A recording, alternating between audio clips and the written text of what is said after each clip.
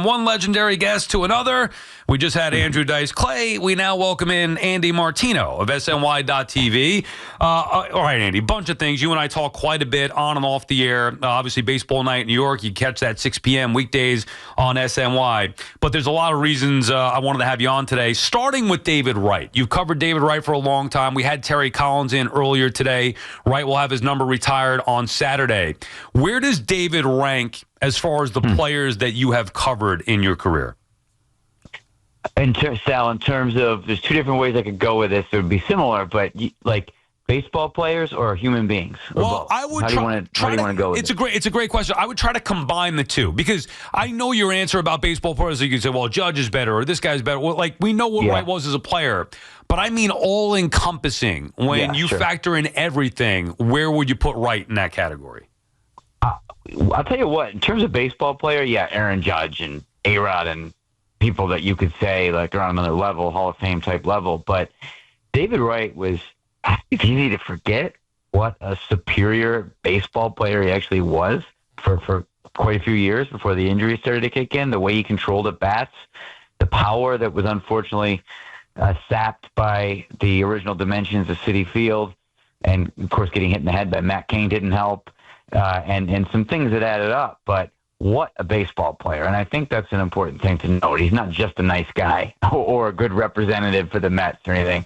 So I'm glad we're talking about both. And when I came on the beat, I had covered the Mets previously, but when I came on the full-time beat in the 2010 season, he was resurgent after 2009. It was like, oh my God, this guy's amazing. You remember when he started in 2012? He got hurt a little through that year, but at the beginning he was taking at bats that Terry Collins was comparing to Barry Bonds, where he just didn't miss a pitch. So great player, but I think more importantly, I just can't think of a superstar that was a better person, and is a better person and more down to earth person.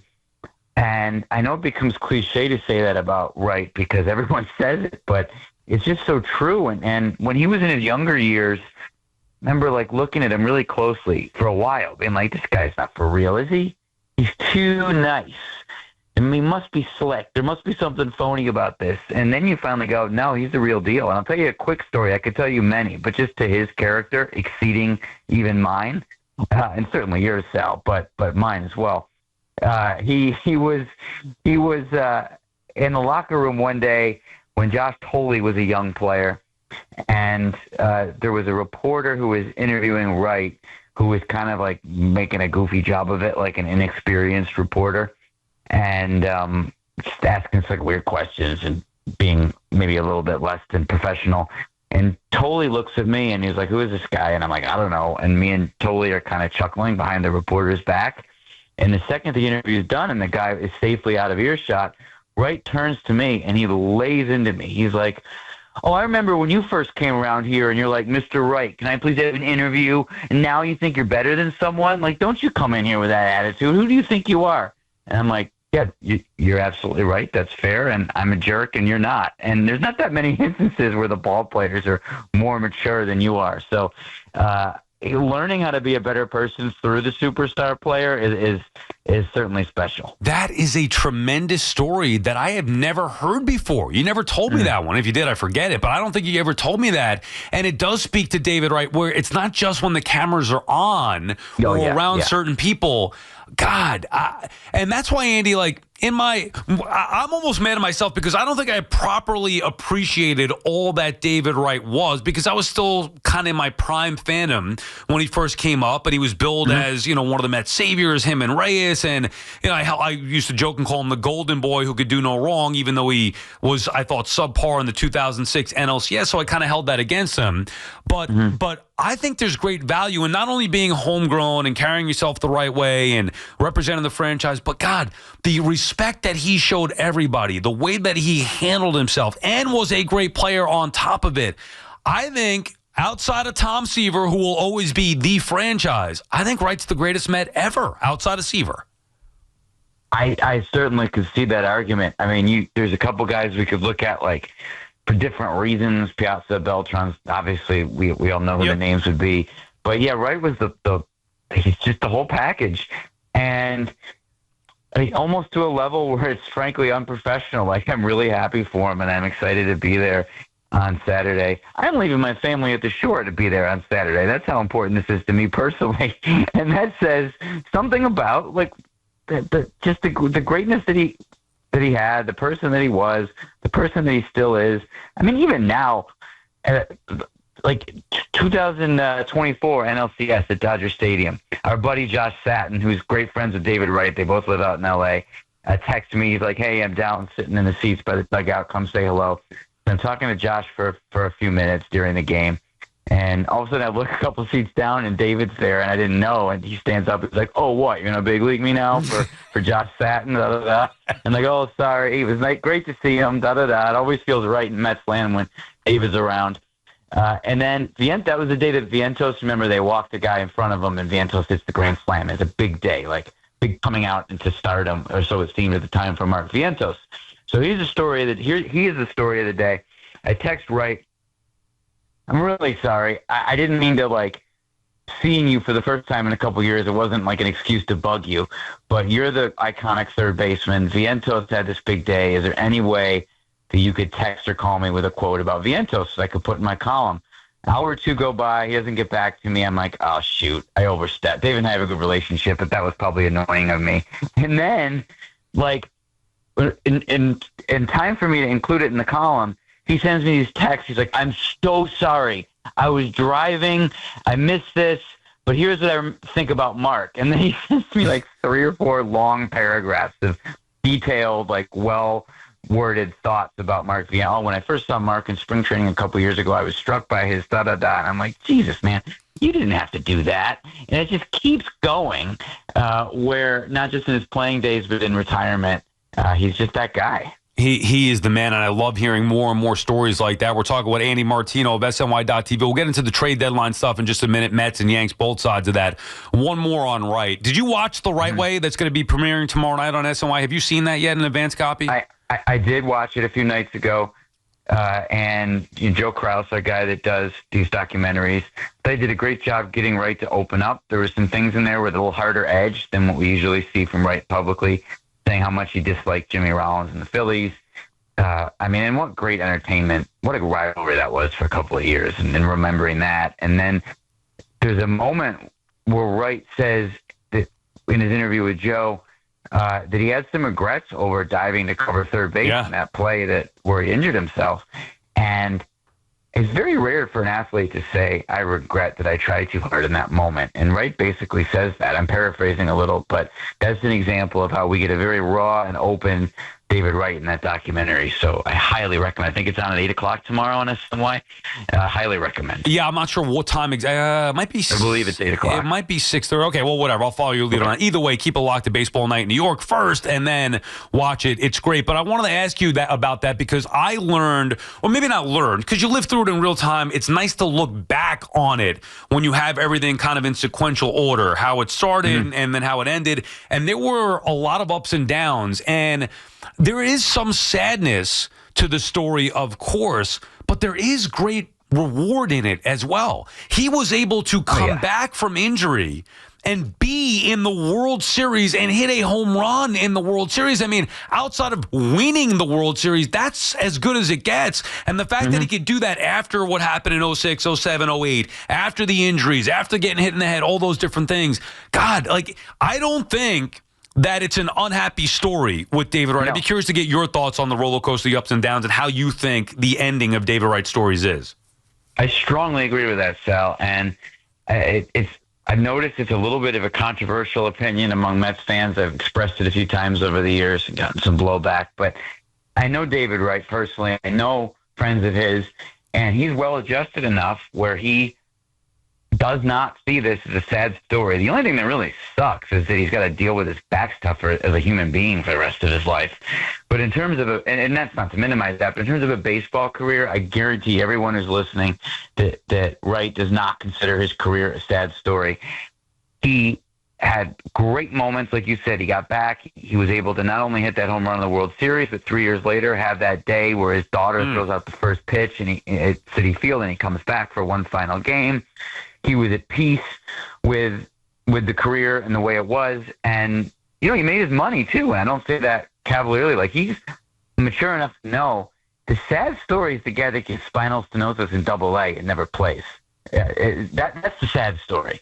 David Wright is a success story, and he knows that. So it's something to celebrate, not mourn the career that we saw. BT and Sal, BT on vacation. We're talking about Andy Martino, SNY.TV. All right, can't let you go without getting some insight here to the Mets and Yankees trade deadline. Obviously, the All-Star game. Did you watch the almost All-Star game last night? I did not. I supported you in your boycott. Yes. Thank you, Andy. No Soto, no Sal, or Andy. All right, so I'll forget the All-Star game. Where are we at here with the Mets as far as what you expect them to be looking to acquire ahead of the trade deadline? Pitching in particular, Sal, they know that they need a setup guy for the playoffs. Other than Ryan Stanek, no offense to Stanek, he throws very hard. He's a good guy, but 35, 40 pitches to get through a lot of scoreless eighth innings. Probably not going to get it done in the postseason, even though he often gets the results. They need a more dynamic power arm to push Stanek into a slightly different role. I expect them to add bullpen. They'll look at rotation. They've been looking at rotation for weeks, but all of a sudden the rotation is becoming more whole again. So we'll see where they go there. Probably less aggressive. It's going to be on rotation now than they would have been because it's going to be a really tough seller's market for starting pitching. So do I see David Stearns beating out an even hungrier team for rotation help on a Sandy Alcantara or someone like that? Kind of hard to see. But keeping an eye on that. And center field, certainly like we've talked about on the show, Sal, they're looking for a center fielder. They don't have one. Jose Siri is supposed to be that guy, and that broken bone in his leg just isn't healing. Tyrone Taylor is a winning player, but not your starting center fielder. And obviously Jeff McNeil and Acuna are infielders who can get the job done on a given day, but not in the World Series, which is where the Mets want to be. So those are the places I would look. You hear little rumblings about maybe a temporary third base upgrade, but I'm not necessarily hearing that as top of mind at the moment. But there's a lot of time for these things to shift. And only now, the front offices really, truly start to focus on this after the draft. And do you think that we're going to see a very aggressive Mets front office here ahead of the trade deadline? Yeah, for sure. They know that they're in their window. Lindor's not getting any younger. Alonso's just here through the year. They just invested in Soto and have a handful of his prime years that they're really paying for that with that 15-year contract. So now's the time. Anything that they can do that they feel will help them win. Now their version of aggressive might be different than the traditional version of aggressive. You've already seen that with David Stearns, right? When a fan might have wanted Blake Snell, they went and got 3 Paul Blackburns. And I'm not saying that's the right or wrong. It all depends on the context of the circumstance. But they'll be aggressive in adding and ambitious about improving the team. Whether that means like the headline-grabbing names, that I'm not so sure about. We'll see. Well, yeah, I don't know about the names either, but I would determine aggressive certainly not Ruff and Vogelback. And the way that I would determine aggressive is taking on money to add a better player or trading prospects to add a better player. And you think Stearns or Cohen or the combination would be willing to do both, knowing that it's their window? Yeah, I think they'll be more careful about prospects than money. And I'm sure fans would like to hear that. Money doesn't cost anybody anything other than Steve Cohen, and he has it. Prospects, they've got some, obviously, abundance of infield talent that if somebody really wanted to, if another team really wanted to center a deal around a Beatty or maybe a Vientos or an Acuna, there's a lot of ways that the Mets could go. And they feel like they have a surplus of young pitching in the minor leagues, a lot of names that we haven't necessarily heard, not the top guys like Nolan McLean or Jonathan, but they have some pitchers that they think would appeal to other teams to get them some rental players too. All right, what about the Yankees? To me, it's never a doubt that the Yankees are going to try to add and be aggressive in their own way. Well, is it just third base? Is it starting, rotation, bullpen, all of the above? Where are we at with the Yankees ahead of the trade deadline? It's a typical Brian Cashman deadline where it's like everything and anything he can grab from top of the rotation, headline-grabbing names to third base for sure. They basically are playing without a third baseman. The guy that is getting most of the at-bats is hitting 150, so they know they're obviously going to do that.